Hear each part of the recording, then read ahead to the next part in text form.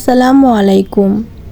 Hi viewers, সবসময় তো ছোট মাছ দিয়ে উস্তের চচ্চড়ি খেয়েছেন, কিন্তু এরকম ভাজা খেয়েছেন কি কখনো?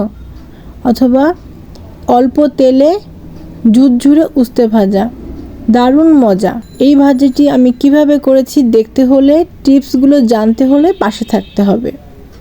একটি কড়াইতে আমি 2 টেবিল চামচ তেল নিয়েছি। এটা হালকা গরম হলে এখানে আমি আগে থেকে মাথা কেটে ফেলে নাড়ি পরিষ্কার করে ধুয়ে রাখা ছোট মাছ লবণ হলুদ মাখিয়ে ভাজতে দেব। মিডিয়াম আঁচে আমি এরকম ছড়িয়ে রাখব প্যানের মধ্যে। এভাবে করে রেখে দিতে হবে। এক পাশ যখন ব্রাউন কালার হয়ে আসবে তখন আমরা আস্তে করে উল্টে দেব, ঘন ঘন নাড়াচাড়া করা যাবে না। এভাবে করে ব্রাউন করে একটু মুচমুচে করে ভাজতে হবে। এখানে মাছের পরিমাণ ছিল কেনার সময় 250 গ্রাম। আমি মাছের মাথা খাই না জন্য মাছের মাথাটা ফেলে দিয়ে পেটটা পরিষ্কার করে একটা ঝুড়ির মধ্যে কষলে নিয়ে পরিষ্কার করেছিলাম। এক সাইড যখন হয়ে যাবে তখন দেখলেই বোঝা যাবে যেটা ব্রাউন কালার হয়ে গেছে, তখন ওটা উল্টে দিয়ে একই রকম করে ভেজে নিতে হবে। দুপাশ যখন ব্রাউন হয়ে মুসমুসে হয়ে যাবে তখন এখান থেকে মাছগুলো তুলে নেব অন্য একটি পিরিজে। মাছগুলো সুন্দর করে ভাজা হবে, আর মাছ ভাজার পরেও যে তেলটা আমরা দিয়েছিলাম সেই তেলটা কিন্তু রয়েই যাবে। মাছ ভাজিতে কিন্তু তেলটা লাগবে না।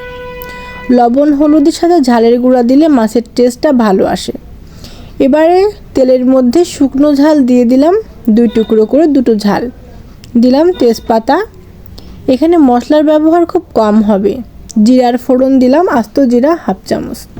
রসুনটা একটু বেশি দেব, বড় সাইজের 2টা রসুন এবং মিডিয়াম সাইজের 2টা পেঁয়াজ। পেঁয়াজ এখানে বেশি ব্যবহার করতে পারেন, কিন্তু সেখানে হবে কি যে বেশি পেঁয়াজ দিলে ভাজিটা কিন্তু ঝুরঝুরে হবে না, খেতে মজা হবে কিন্তু ঝুরঝুরে হবে না।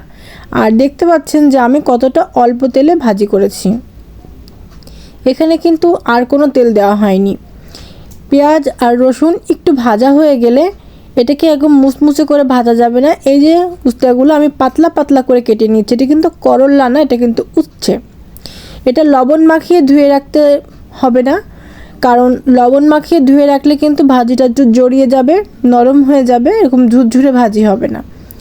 শুধু উস্তাটা আমি এরকম মশলার সাথে একটু লবণ দিয়ে ভেজে নেব 3-4 মিনিট। এতে করে আর উস্তের কালারটা ধরে রাখতে হলে হলুদের পরিমাণটা কমিয়ে দিতে হবে। খুব সুন্দর করে 2 থেকে 4 মিনিট ভেজে নিতে হবে। ভেজে নেওয়াতে উস্তের গাঢ় পানিটা শুকিয়ে যাবে, আর এতে করে তিতার পরিমাণটা কমে যাবে। খুব ভালো করে ভেজে নেব এবং পাতলা পাতলা করে আলু কুচায়ে রেখেছিলাম, সেভাবে একটা মাঝারি সাইজের আলু, এই আলুটা আমি এর মধ্যে দিয়ে দেব। দিয়ে খুব ভালো করে নাড়াচাড়া করে মিশিয়ে নেব। লবণটা কিন্তু আমি প্রথমেই একবারে পরিমাণ মতো দিয়ে নিয়েছি। এভাবে করে দিয়ে নিয়ে আমি মাঝে মাঝে নাড়ব এবং মাঝে মাঝে একটু করে রেখে দেব, প্যানে ছড়িয়ে রেখে দেব। তাতে করে আর চুলার আঁচটা থাকবে মিডিয়ামে, যাতে করে এটা সেদ্ধ হবে, পুড়ে যাবে না এবং ঝরঝরে হবে। এর মধ্যে দিয়ে দিলাম কয়েকটা কাঁচা ঝাল চেরা, দেখতে ভালো লাগার জন্য একটু লাল ঝাল দিয়েছি। এগুলো শুকনো ঝাল না, কাঁচা ঝাল, তবে লাল দিয়ে এবার আমি বারবার নেড়ে দেব। অহেতুক অনেক নাড়তে হবে না, মাঝে মাঝে নাড়তে হবে। এক পাশ হয়ে গেলে আর এক পাশ উল্টে দিতে হবে। মিডিয়াম টু লো আঁচে এটা করতে হবে। উচ্চ তাপে করলে কিন্তু এটা পুড়ে যাবে এবং টেস্টটা ভালো আসবে না। আমি এটা মিডিয়াম টু লো আঁচে করব এবং এরকম হালকাভাবে রেখে রেখে দিই। অনেক তেল চুপচুপে ভাজি হবে না, কিন্তু এটা ভাজি হবে প্লাস ঝুরঝুরে হবে, প্লাস খেতে আরও মজা এবং টেস্টি লাগবে। এই গরমে তেল কম খেয়ে এবং এই মুখরোচক উস্তা ভাজা, যেটা একদমই তিতা লাগবে না। এরপরে আমি এর মধ্যে দিয়ে দেব ভাজা মাছগুলো। আমার কিন্তু ভাজি হয়ে গেছে। ভাজি যখন হয়ে যাবে মাছটা তখন দিলেই ভালো হবে। ভাজিটা হয়ে যাওয়ার পরেও মাছটা দিয়ে আরও কিছু সময় এটাকে নেড়ে চেড়ে ভাজতে হবে।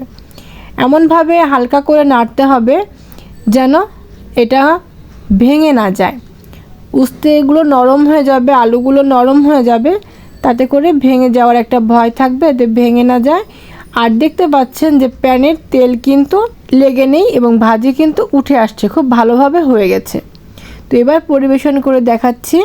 এই ছিল আমার আজকের উস্তে ভাজি। তো ভিউয়ার্স, কমেন্টে অবশ্যই জানাবেন কেমন লাগলো, আর বাড়িতে করলে আমাকে জানাতে ভুলবেন না।